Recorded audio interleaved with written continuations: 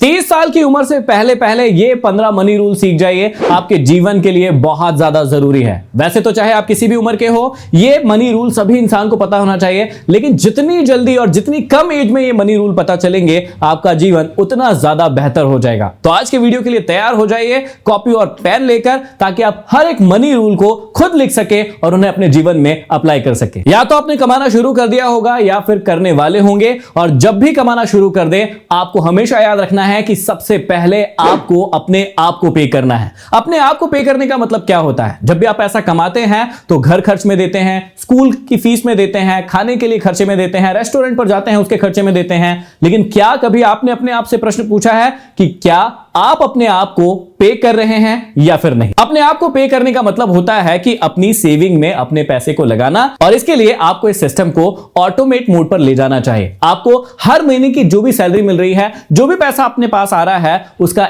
एक हिस्सा अपने लिए सेविंग में अलग से रखना पड़ेगा, और इसे ही कहते हैं पे योरसेल्फ। दूसरा रूल हमेशा याद रखिएगा कि किसी भी काम को शुरू करने से पहले लगभग 6 महीने का इमरजेंसी फंड आपके पास हमेशा होना ही चाहिए। यदि आपके इनकम के सोर्सेज 2 या 2 से ज्यादा है, तो ये जो फंड है वो 3 महीने का हो सकता है। लेकिन यदि आप एक ही सोर्स से ये चीजें शुरू कर रहे हैं, किसी भी प्रकार की इनकम शुरू कर रहे हैं, तो कोशिश कीजिए कि ये लगभग 6 महीने का रहे। और यदि आप बहुत शुरुआत में हैं, तो इतना फंड हो आपके पास कि लगभग 1 साल तक आपको कोई चिंता नहीं हो, और उतना फंड आपके पास हमेशा होना चाहिए। तीसरा रूल तो बहुत ही ज्यादा इंपॉर्टेंट है कि आपकी जो भी टोटल इनकम होती है, उसको आपको 50, 30 और 20 के रूल में बांट लेना है। ये रूल क्या है, इसे ध्यान से समझिएगा। जो भी कमाई आपकी हो रही है, उसका लगभग 50% के करीब आपको अपनी नीड्स में खर्च करना है। नीड्स का मतलब क्या होता है कि मान लीजिए आपको गैस सिलेंडर भरवाना है, आपको अपनी ग्रोसरी लाना है, आपको स्कूल की फीस भरना है। ये कंपलसरी खर्चे हैं, ये आपकी नीड है, आप इसके बिना बिल्कुल भी नहीं रह सकते हैं। तो लगभग 50% आप उसमें खर्च कर सकते हैं।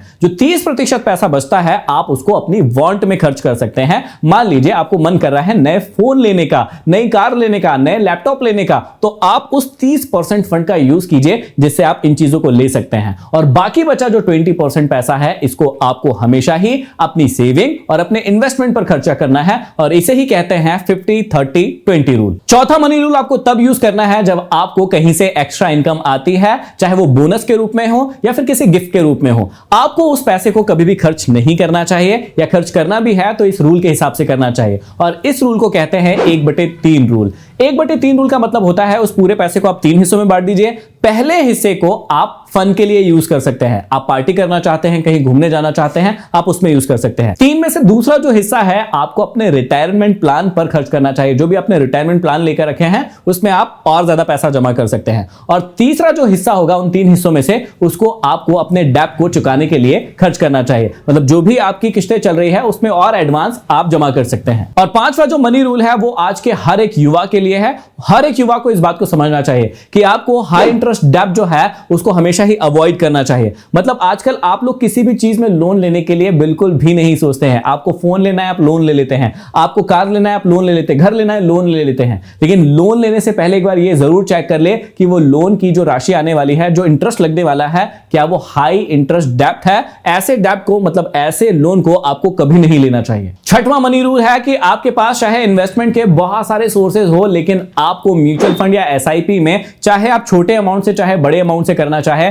लेकिन आपको इन्वेस्ट जरूर करना चाहिए। कई लोग डायरेक्ट स्टॉक में भी इन्वेस्ट करते हैं, कई लोग किसी और माध्यम से भी इन्वेस्ट करते हैं, लेकिन हर एक व्यक्ति को म्यूचुअल फंड या एसआईपी में एक इन्वेस्टमेंट तो बना के रखना ही चाहिए। और जितनी ज्यादा साल के लिए ये होगा, उतना ज्यादा इसमें आपको प्रॉफिट होगा। 7वां रूल बहुत ही ज्यादा इंपॉर्टेंट है उन लोगों के लिए जो कि मॉर्गेज करवाते हैं या फिर लोन लेते हैं, या फिर यदि आपकी कोई किस्त भी चल रही है, तो जो टोटल अमाउंट आ रहा है, वो आपकी मंथली इनकम का 25% से ज्यादा कभी भी नहीं होना चाहिए। इस बात को भी आपको हमेशा याद रखना है। कई लोग लोन ले लेते हैं और उनकी पूरी की पूरी लगभग मंथली इनकम उस लोन को ही चुकाने में चली जाती है, और बाद में उनके खर्चे मैनेज नहीं होते हैं। इसलिए इस रूल को कोई भी चीज लेने से पहले हमेशा याद रखना। 8वां रूल बहुत ही ज्यादा इंपॉर्टेंट है कि आपको हमेशा ही अपनी टोटल इनकम का कम से कम 10% और अधिक से अधिक 15, 20, 25 जितना भी ज्यादा प्रतिशत आप अपने रिटायरमेंट प्लान के लिए इन्वेस्ट कर सकते हैं, उसे सेव करना है और उसे जरूर इन्वेस्ट करना है। क्योंकि आज का आपको पता है, लेकिन कल का कोई भरोसा नहीं है, कल कौन आपके साथ देने वाला है नहीं देने वाला है।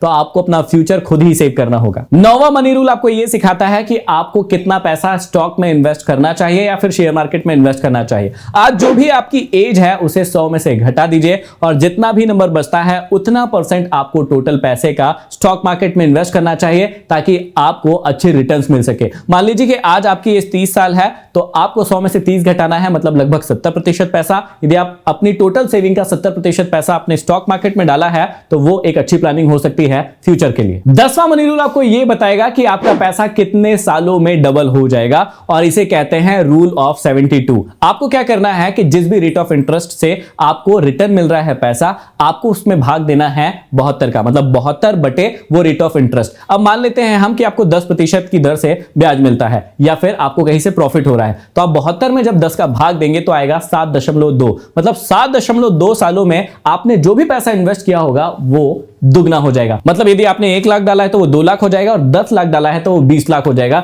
इसलिए इस रूल को भी आप हमेशा याद रखिएगा। 11वां मनी रूल आपको सिखाता है कि जो भी आपकी सालाना इनकम है उसका लगभग 5 गुना आपको टर्म इंश्योरेंस करवाना चाहिए। मान लीजिए कि खुदा न खास्ता आपके साथ कोई ऐसी घटना हो जाती है जिसमें आप जीवित नहीं रहते हैं, तो आपकी फैमिली को प्रोटेक्ट करने के लिए आपको एक टर्म इंश्योरेंस लेना चाहिए और वो लगभग आपकी सालाना इनकम का 5 गुना के करीब होना चाहिए। 12वां मनी रूल आप सभी को यह समझाता है कि जब भी आप किसी चीज पर खर्चा करना चाहे, आप कोई चीज नहीं खरीदना चाहे, आप 24 घंटे का समय ले, अपने आप से पूछे कि भैया इस चीज की मुझे जरूरत है या नहीं, ये चीज वैल्यू ऐड करती है या नहीं, या फिर मैं फालतू में इस चीज को सिर्फ दिखावे के लिए या किसी और को बताने के लिए खरीद रहा हूं। तो आप सही फैसला ले पाएंगे यदि आप 24 घंटे उस चीज को देते हैं। कई बार ऐसा होता है कि हम जल्दीबाजी में कई सारी चीजों पर खर्चा कर देते हैं और बाद में जब उस चीज को घर लेकर आते हैं या 1 सप्ताह या 1 महीने के बाद हम देखते हैं, हम पाते हैं कि हमें इस चीज की जरूरत नहीं थी, फालतू में इतना खर्चा हो गया। तो आप किसी भी चीज को खरीदने जाए उससे पहले 24 घंटे का समय जरूर दें और फिर फैसला लें। 13वां रूल आपको समझाता है कि हमेशा ही आपको टाइम को ज्यादा वैल्यू करना है पैसे से।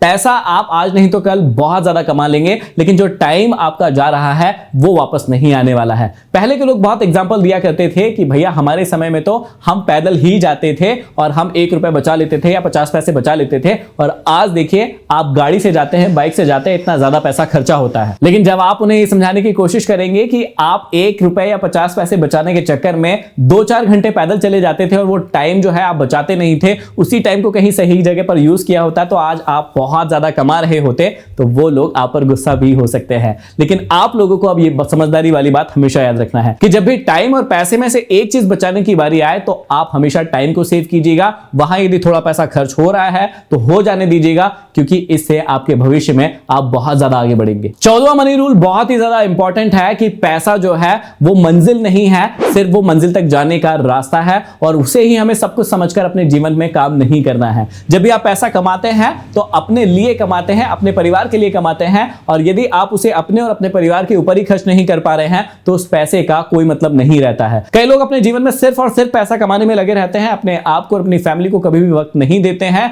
और इसीलिए अंत में जब वो जाते हैं तब वो बहुत ज्यादा पछताते हैं। तो आप ऐसी गलती बिल्कुल भी मत करिएगा। और 15वां मनी रूल जो मैं आपको जीवन भर सिखाता रहूंगा, और वो ये है कि आपको अपनी कमाई गई पूंजी को, मेहनत से कमाई गई पूंजी को कभी भी मूर्खों के हाथों में मत देना। आप हमेशा याद रखना कि जब भी आपसे कोई मूर्ख व्यक्ति पैसे मांगने आए कि मैं यहां लगाना चाहता हूं, मैं ये करना चाहता हूं, मैं वो करना चाहता हूं, तो मुझे थोड़े पैसों की जरूरत है, दे दीजिए। आप उन मूर्खों को कभी भी अपना पैसा मत दीजिएगा, क्योंकि ना तो वो पैसा ग्रो करेगा और बल्कि वो पैसा खर्च हो जाएगा, खत्म हो जाएगा, और आपके हाथ कुछ नहीं लगने वाला है। तो आप अपने पैसों को हमेशा मूर्खों से बचा कर रखिएगा। आप खुद उन पैसों के साथ कुछ भी करिए, वो आपका मैटर है, लेकिन कोई और व्यक्ति उन पैसों को यदि खत्म करता है तो आपको दुख तो होगा ही। तो कैसे लगे ये 15 मनी रूल, मुझे कमेंट बॉक्स में कमेंट करके जरूर बताइए। क्या ये आपके जीवन को बदलने में महत्वपूर्ण रोल अदा करेंगे या फिर नहीं करेंगे, ये भी मुझे जरूर बताइए। अगले किस टॉपिक पर आप वीडियो देखना चाहते हैं जरूर बताइएगा, मैं उन टॉपिक्स को कवर करूंगा, और अगले वीडियो में फिर मिलते हैं। तब तक के लिए